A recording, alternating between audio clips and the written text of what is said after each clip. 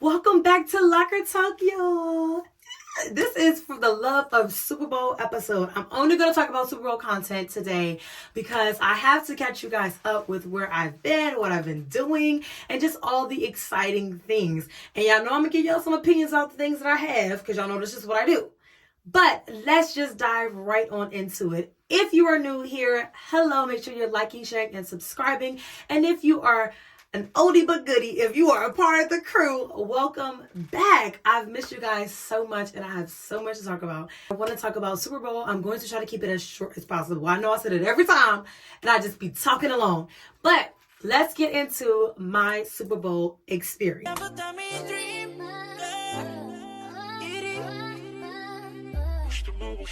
As you know, the Super Bowl took off in Las Vegas, one of my favorite places on earth. If you didn't know, you know now. Any chance I get to go to Vegas, I just want to go. I feel like every time I go there, I'm doing something new, something exciting, something different. And it's just so amazing. It's the lights. It has to be the lights. But the Super Bowl took place in Vegas against the Kansas City Chiefs and the 49ers. Now, coming into it, the 49ers were covering the spread by 2. And then it went up. What I found funny was that the Chiefs talk about that they was prepared and ready. Like Andy Reid got them together. All their coaches got them together in case overtime happened. And then on the flip side, you got some of the 49ers players saying they didn't even know the new overtime rules. What? How don't you know? This is crazy to me. How don't you know the playoff overtime Super Bowl rules and all of that? But even more, they went over it at coin toss. So, like, what was happening? What was going on? What was it? The excitement, was the inertia, the adrenaline? But either way, preparation is key. Because if you prepare ahead of time, you won't have to worry about it when it's game time. And the Chiefs showed that. I mean, it was a really, really good game. Of course, I was cheering for my boy, Chase Young. No, he don't know me. But that's my boy. Like, I just love everything about him. I love his athleticism, his dynamics, his confidence, all of that. Like, he's just such an explosive player. And the fact that he left Washington and went over to the 49ers and made it to the Super Bowl is just, like, that's so phenomenal. And he was literally, like, 5 seconds away from being a Super Bowl champ. So, like, you know, I just was rooting for him. But I also have to root for my hometown homie. Again, he don't know me either.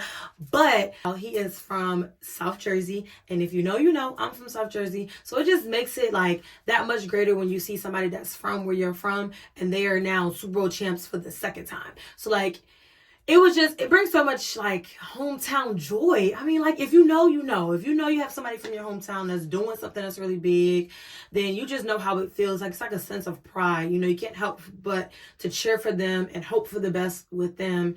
And I mean, congratulations to both of them for even getting there and for both teams even getting there and showing out. Now, I know in my last Soccer Talk, people was like, Usher is still in the performance at halftime. Taylor Swift is not. I'm like, I never said that. I never said that Taylor Swift was going to be performing at the halftime show. Reading is fundamental. Watching is fundamental. So if you're watching this and if you got this far, then you know that I'm going to address it because like I just feel like it. I just feel like we need to start fundamentally reading, watching, listening, all of those things. Your fundamentals is really important. It's really important. But we also know that the NFL has celebrated Taylor Swift a lot more than they have celebrated Usher. If you've been following along, the whole NFL, the whole entire season has been about Taylor Swift, Taylor Swift, Taylor Swift, Taylor Swift, and all the Swifties and all that. And that's so good and so grand. But, you know, Usher needed his moment too. Not just like the little bit of days leading up to it. I feel like they could have done more publicity for Usher. That's just in my opinion. If you feel like justice was done for him, then that's so be it. But this is my opinion. I feel like the same way that they talked about Taylor, that could have been the same way that they talked about Usher in any way. But they didn't. So that's why I say what I say. I'm going to talk about the Usher halftime show and here are my thoughts. I was expecting 15 minutes, and it probably was 15 minutes, but baby, it felt like 5 to me. It felt like 5 when Usher was on the stage. I promise you, I was at a watch party, and we all was yelling to turn it up. It really turned into the Usher concert. And the fact that he just threw all them songs in me, like, this, like, you know, I was like, whoa, whoa, okay? The hits upon hits upon hits upon hits upon hits.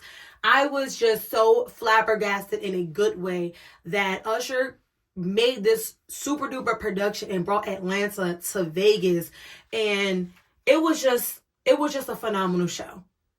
It was a lot going on, but I felt like that also helped with us not noticing that he sung like 100 songs in 15 minutes.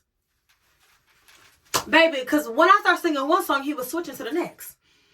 And I love how he brought out Ludacris, Jermaine Dupri, her, Alicia Keys. Like, and he had Jackson State, their band. That was so, like, talk about infusing the culture and giving opportunities to schools and programs who may not even have gotten that opportunity if it was not for him. Like, this is so amazing. Like, it's so amazing, and I was so happy and I was so proud. I will say though, it was a lot of little keys when Usher was up there doing the Capistrol. Listen, some people said, well, it's Usher, so he gonna get away with it. Some people was like, well, if Boosie Boo saw that, he would be mad because he'd be like, it's a problem when I do it, but it's okay when he do it. Listen, I'm not a Kappa. That ain't my thing. But what I can say is that he killed that shit. He killed that shit. He killed it. He killed it. He did. He did it. And the Kappas that was on the stage with him, I mean, I'm pretty sure he got the okay from their national office or, you know, whatever. It was just funny because people was like, Usher a Kappa? Usher a Kappa? Usher. He hit it like he was a Kappa. Okay. But Usher needed a whole 30 minutes. They should have extended the halftime show for Usher. He needed 30 minutes.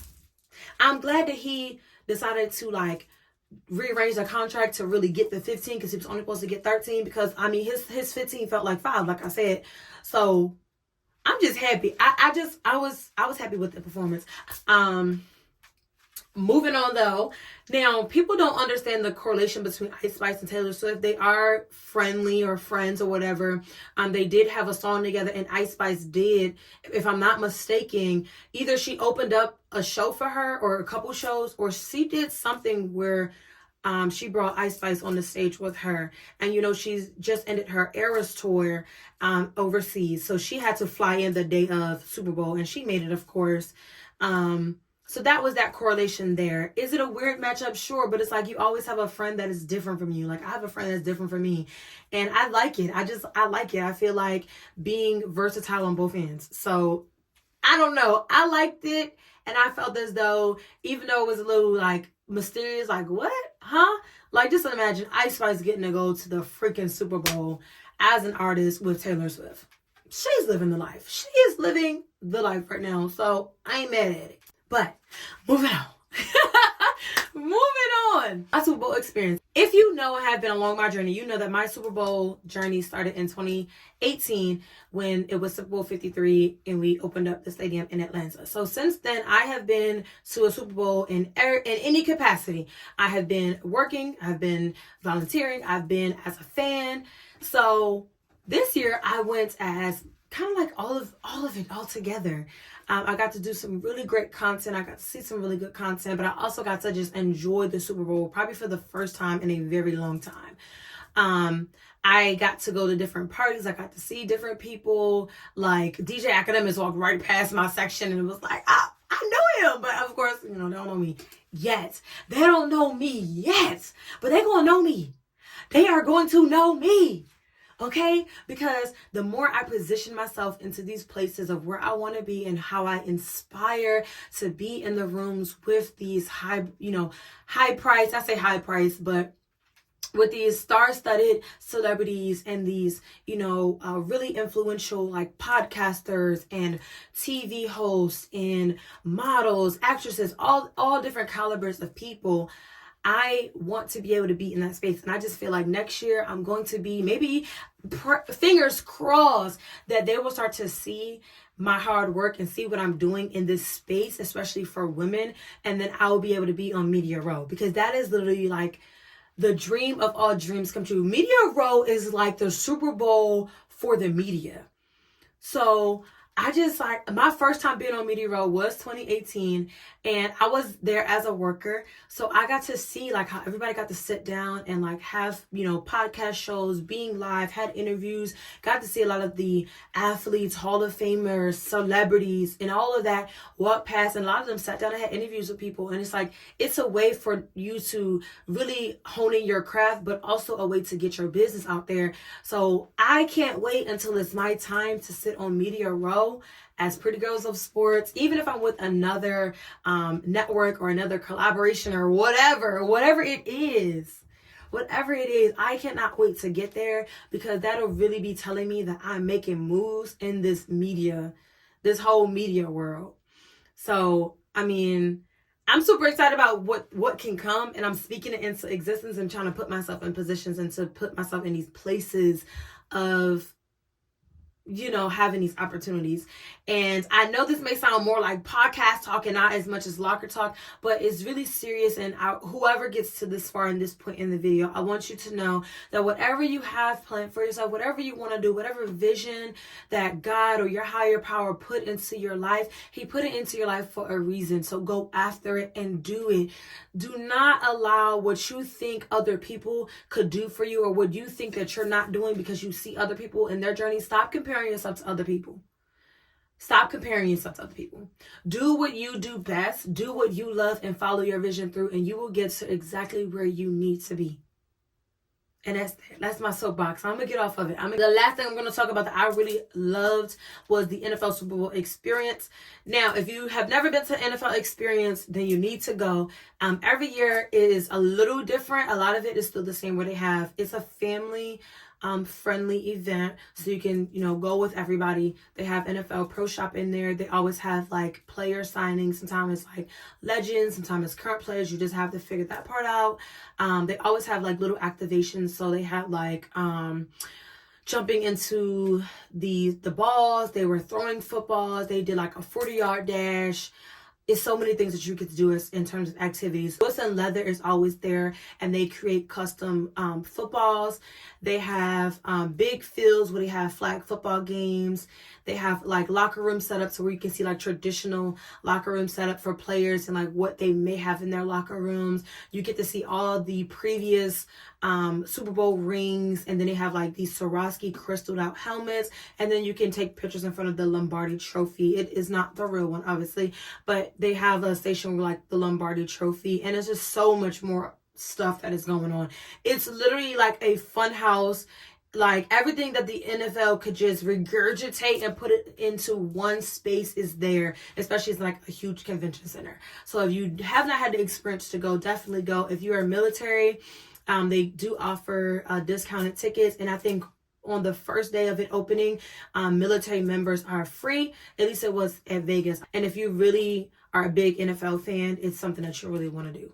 And no, this was not sponsored by them in any way. It's just an experience that I personally love, and I love to go every single year. But this video is sponsored by Mrs. Barnes Hair Care Products. You can be able to get your stylish looks and trends all by texting the number on the screen right here or using the link in my bio. Okay, so last thing that I said like twice already. I'm gonna shut up and I'm gonna get off. Usher got married on Super Bowl Sunday. It was so sweet, so romantic. Vegas has been doing its big one for Usher, from his residency to Super Bowl halftime to now hosting his wedding. His wedding photos were absolutely amazing, absolutely beautiful. I loved it.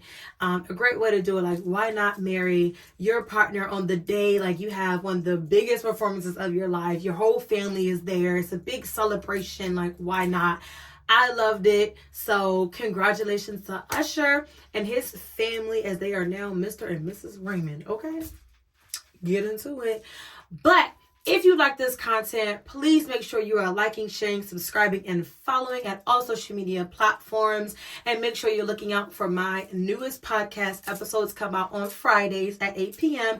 of the Pretty Playbook. Getting this thing out here, we are going to make moves. And if you like what I'm doing and you want to support me and support my podcast in any way, you can send me a Cash App, and here's my Cash App tag, or you can subscribe and be a member on Patreon. So there There are so many opportunities for you to get involved and stay involved. Let's get to it. And I will see you guys on the next Locker Talk. Bye.